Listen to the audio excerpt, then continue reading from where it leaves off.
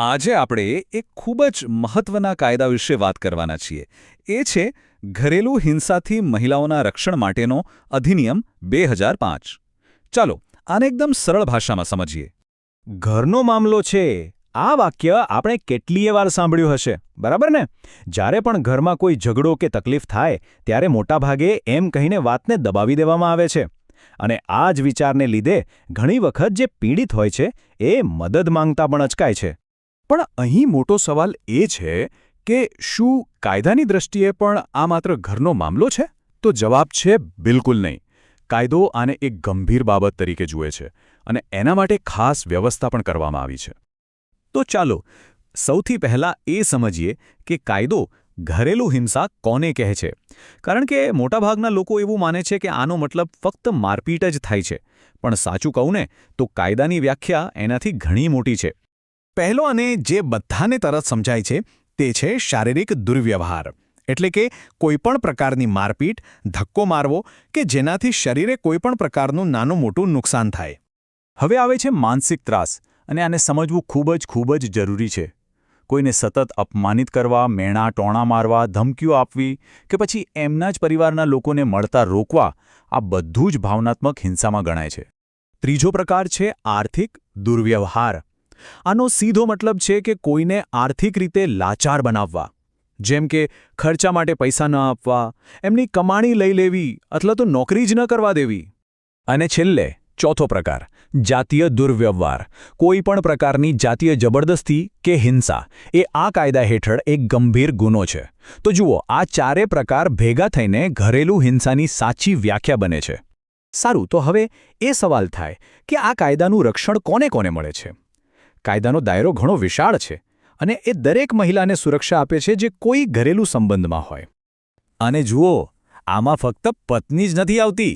Live in partner હોય, બહેન હોય, માતા હોય કે પછી દીકરી, જો ઘરમાં રહેતી કોઈ પણ મહિલા પરિવારના કોઈ પુરુષ સભ્ય સાથે ઘરેલું સંબંધમાં હોય તો તે આ કાયદા હેઠળ ફરિયાદ કરી શકે છે.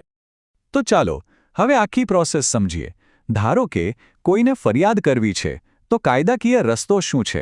અને સારી વાત એ છે કે આ પ્રક્રિયાને બને એટલી સરળ રાખવામાં આવી છે જેથી પીડિત વ્યક્તિને મુશ્કેલી ન પડે. આખી પ્રક્રિયામાં મુખ્યત્વે 4 સ્ટેપ્સ છે. સૌથી પહેલાં કોર્ટમાં એક અરજી ફાઇલ કરવામાં આવે છે. પછી કોર્ટ સામેવાળાને નોટિસ મોકલીને તેમનો પક્ષ રજૂ કરવા બોલાવે છે. પછી થાય છે સુનાવણી, જ્યાં કોર્ટ બંને પક્ષોને શાંતિથી સાંભળે છે. અને છેલ્લે બધા પુરાવા જોઈને કોર્ટ પોતાનો ચુકાદો કે આદેશ આપે છે. અને આ કાયદાની એક સૌથી મોટી અને શક્તિશાળી વાત છે સમયમર્યાદા. કાયદો કહે છે કે પહેલી સુનાવણી થાય એના 60 દિવસની અંદર કેસનો નિકાલ લાવવાનો પ્રયત્ન થવો જોઈએ. આ ખરેખર બહુ જ મોટી અને આશા આપનારી વાત છે. હવે સૌથી મહત્વની વાત કે કોર્ટ કેવા પાવરફુલ ઓર્ડર આપી શકે છે પીડિતની તરફેણમાં. કારણ કે આ કાયદો ખાલી સજા આપવા માટે નથી બન્યો. એનો મુખ્ય હેતુ છે પીડિતને તાત્કાલિક રાહત અને સુરક્ષા પૂરી પાડવાનો. સૌથી પહેલો અને કદાચ સૌથી અગત્યનો આદેશ એ છે રહેઠાણનો આદેશ. આનો મતલબ એ છે કે કોર્ટ કહી શકે કે મહિલાને એ જ ઘરમાં રહેવાનો અધિકાર છે, પછી ભલે એ ઘર એના નામે હોય કે ન હોય. આ આદેશ મહિલાને બેઘર થવાથી બચાવે છે. બીજો છે પ્રોટેક્શન ઓર્ડર, એટલે કે સુરક્ષાનો આદેશ. આના દ્વારા કોર્ટ સામેવાળી વ્યક્તિને કોઈપણ પ્રકારની હિંસા કરતા રોકી દે છે, પછી એ શારીરિક હોય, માનસિક હોય કે કોઈ પણ. અને જો આ ઓર્ડર તોડવામાં આવે તો એ પોતે એક ગુનો બને છે. કોર્ટ આર્થિક મદદ માટે પણ ઓર્ડર કરી શકે છે. એક છે મોનેટરી રિલીફ, જેમાં મહિલાના સારવાર, રહેવા ખાવા જેવા ખર્ચાઓ આવી જાય. અને બીજું છે કમ્પેન્સેશન ઓર્ડર, જેમાં શારીરિક અને ખાસ કરીને માનસિક ત્રાસ માટે વળતર પણ અપાવી શકાય છે.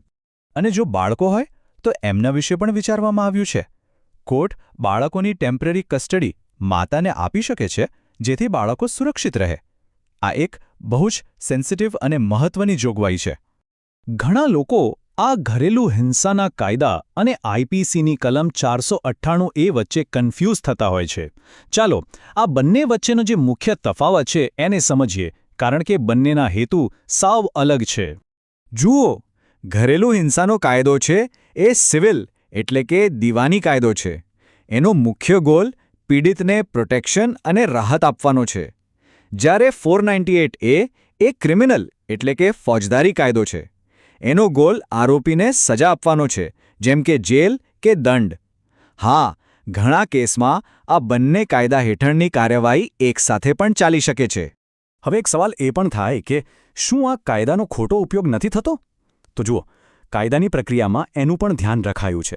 કોર્ટ કોઈપણ ઓર્ડર આપતા પહેલાં બંને પક્ષોને સાંભળે છે અને પુરાવાઓને બરાબર તપાસે છે.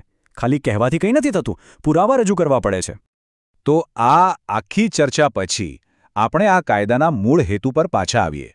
આ કાયદો ખરેખર શું કહેવા માંગે છે, એની પાછળની ભાવના શું છે? આ કાયદાનું એક અને માત્ર એક જ લક્ષ્ય છે, એ સુનિશ્ચિત કરવું કે દરેક મહિલાને ડર વગર, સલામતી અને ગૌરવ સાથે જીવવાનો પૂરો અધિકાર મળે. હિંસા સહન કરવી એ કોઈની મજબૂરી નથી અને આ કાયદો એ જ અધિકારનું રક્ષણ કરે છે. પોતાના અધિકારો વિશે જાણકારી મેળવવી એ ચોક્કસપણે પહેલું અને સૌથી મહત્વનું પગલું છે. પણ આ જાણકારી મેળવ્યા પછીનું બીજું પગલું શું હોઈ શકે? આ એક એવો સવાલ છે જે આપણે સૌએ વિચારવો રહ્યો.